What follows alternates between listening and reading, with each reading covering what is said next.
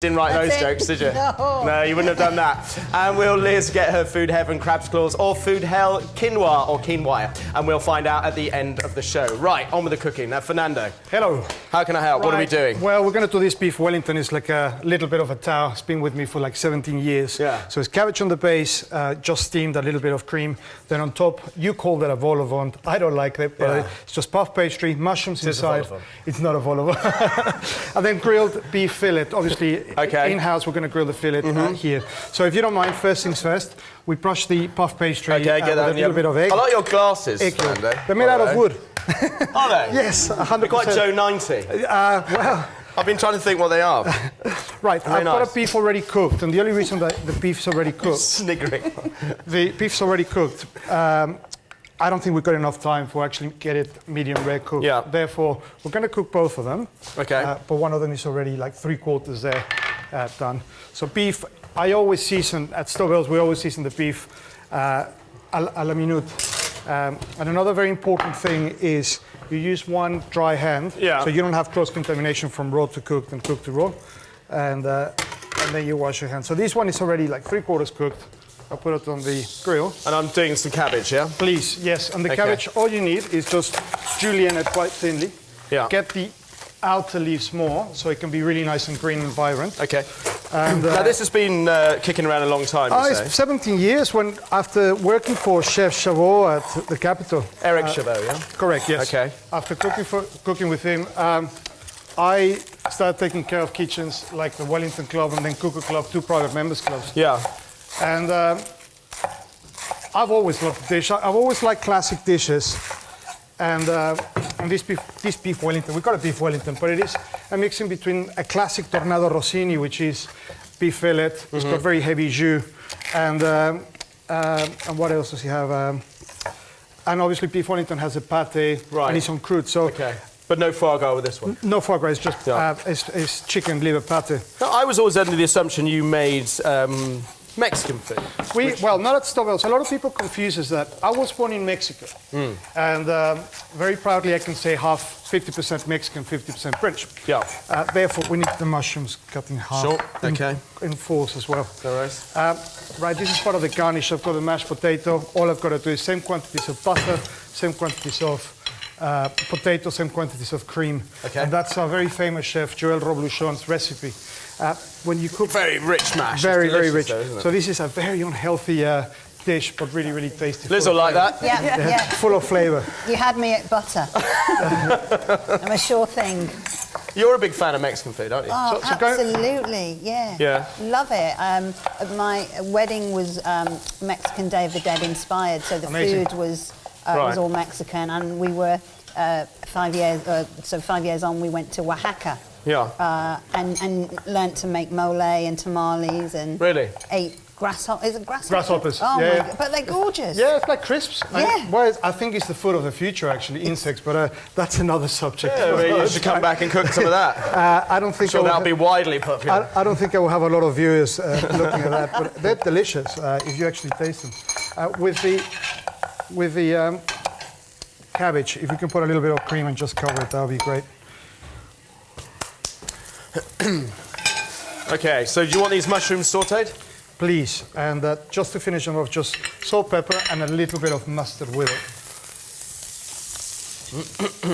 Right, very important with meat after it's cooked, just to rest it good, depending on the size, but it's always very, very good to rest your meat nicely. I just need some tongs. Right, so going back to what you asked about Mexico and our type of food that we cooked. Yeah. Our style of cook at Stovell's is 90% in wood, which we're very proud of. We use 5 different types of wood. And the wood that we use for the beef fillets themselves, it's vine embers. Okay. Vine embers got a lot of sugar content. And wood in itself, a lot of people would think that it just cooks, but at the same time it seasons. And for example, with fish as well, we cook with citrus wood. And a little bit of olive wood. I mean, that's all the rage now, isn't it? You've been doing it quite a long time, though, haven't you? Well, I know Victor Arvinsogis, which is one of my closest friends in San Sebastian. His restaurant is called Asador Echevarri. It's supposed to be one of the best in the world. And he cooks 100% in wood. Yeah. So I learned mostly the skills that I've got with wood with him. We do our own charcoal at work. Yeah. Okay. I mean, that's quite hard going, isn't it? It is. Because that's a total sort of different discipline. I think. It is. And it's one, presumably. I've got my head chef who is the first one to arrive to the kitchen, Kyle, and he actually makes the charcoal himself. First things we have to do in the kitchen, which is really good. With the meat, I'm resting it now. A very good trick is just to use something called aromats, which is a mix of thyme, rosemary, and garlic.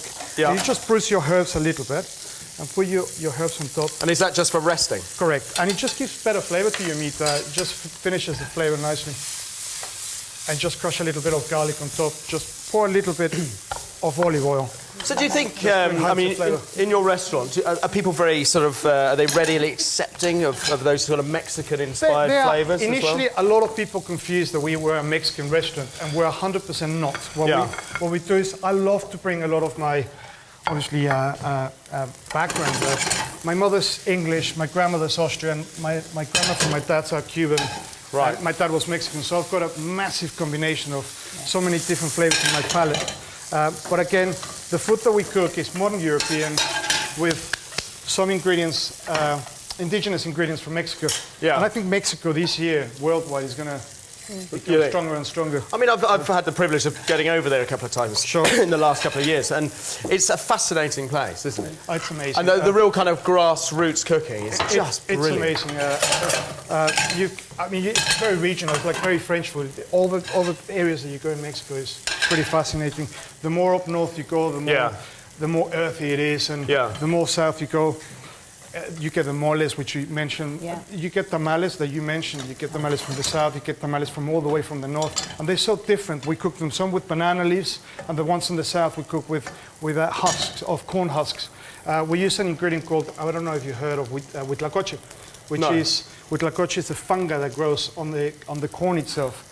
And it's delicious. We actually got a ravioli on the menu, and it's been rated by reviewers very highly, which is really good.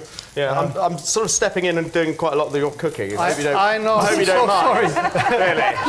And if you'd like to try I'm sorry. Fernando's or any other studio recipes, then visit our website, bbc.co.uk/Saturday Kitchen. Right, so just to recap, so there was equal quantities of cream and butter. And pretty much the same into the mash. The mushrooms have got a spoonful of English mustard. Correct. In there. The cabbage, saute the cabbage off. And you want to finish that with a little bit of cream? No, tiny little bit of cream just to steam it. Thank you. Perfect. And that, we just take it off the heat. It's ready to go. Is the mustard on the mushrooms? Mushrooms are done. There's seasoning on the mushrooms. Perfect. Just turn around. The mash is ready. And we're ready to plate, really. Fernando, what do you think is going to be the hero Mexican ingredient that's going to make it over here that the Brits are going to adore? Well, that hasn't come over? Chile chipotle is already the big hero. A new hero, achiote. It's a lovely ingredient. It's very earthy. It's a seed. You can actually marinate wonderful things with it. And I think it's a lovely ingredient. You can mix that with orange juice. Goes really well with pork. So I think achiote could be the next big thing. I actually found that in the wild, in a Mexican clown forest, and it's brilliant stuff, isn't it? It's delicious. Just delicious. I mean, it's got that kind of barbecue.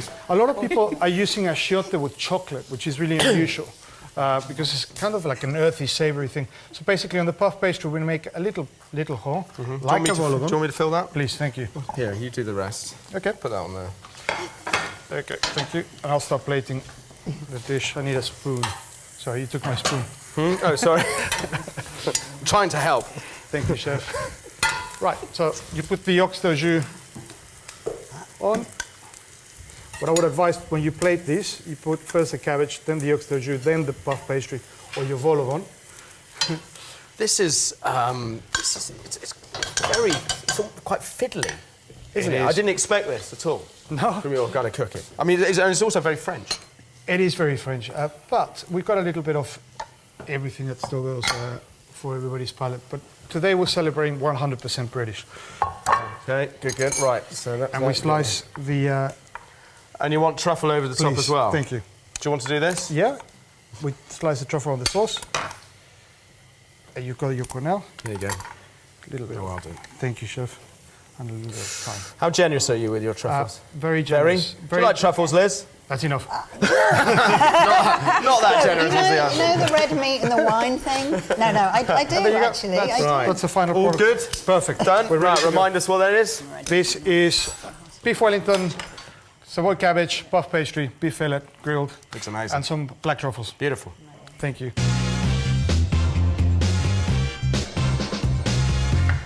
Okay. I'll take the mash. Let's go. You bring the mash. Right. Oh, you ready? Yeah, ready. There you are. There we go. I'm ready for the first incision. Did that. Oh, come on. Is it Shall I give it, let me Right. just give that a You little give that a chop for try. us. There you are. That's delicious. But it's like a deconstructed stuff. It is. A lot of people call it Beef deconstructed. Wellington. Yeah, correct. You've got all those elements there. I like the And the meat puff is cooked pastry. to order, which is very good. So if we like it blue, some people have it blue and so on, and everybody can order it. But it's popular for a reason, clearly. It's very. I take it off the menu, and they ask to put it. Pate, truffles, and beef. What's not to like? How is it? Nice? Yeah. Right, okay. Yeah, it's really nice. It's kind of why I'm here. Anyway, let's head back now to Hazelmere to find out which wine Susie Barry has picked to go with Fernando's fabulous beef.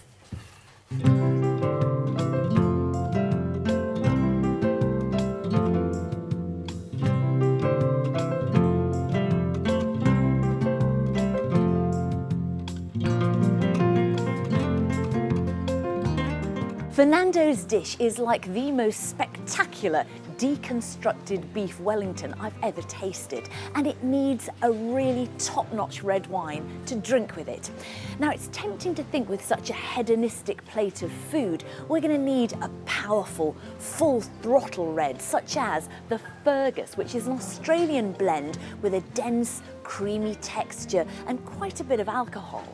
But although the Fergus is a terrific wine, when you have a dish with all the richness of Fernando's, what you actually need is a wine with a little bit less weight and more acidity to refresh your palate between mouthfuls. Step up, Lava Aglianico, which is from Campania in Italy. If you want to try something exciting and different that's also great value for money, then a bottle of Aglianico from Campania's ancient volcanic soils is hard to beat. And when you smell it, it's a mix of dark fruit with savoury, leafy aromas.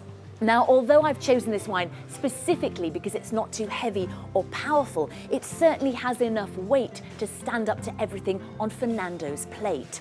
The ripe black cherry fruit and hint of almond are ideal for the beef and the mushrooms. The freshness of the wine will help to cut through the richness of the pastry, the jus and the chicken liver pate. And then finally, on the finish, there's just a leafy note that ties in perfectly with that crispy thyme. Fernando, all I can say is that I hope you enjoy this wine just as much as I enjoyed tasting your incredible dish. Cheers. So how are you finding the wine then? Delicious. Yeah? Really good. 10 out of 10 today. Yeah, a little bit chilly, but that's the studio It's a little today. bit warmer. Yeah. I'm actually very cold. It's really cold in here today. How about you guys? You enjoying it? Lovely. This one's red, isn't it? It is red. This is a red. That's good. Nice combination. Red wine and beef. Yeah. Yeah, apparently so. That's what you have, isn't it? There you go. Right, now it's time to catch up with the hairy bikers, Si and Dave, and they're delving in, delivering some more feel-good food with their take on the Escoffier classic dish, Sole Veronique.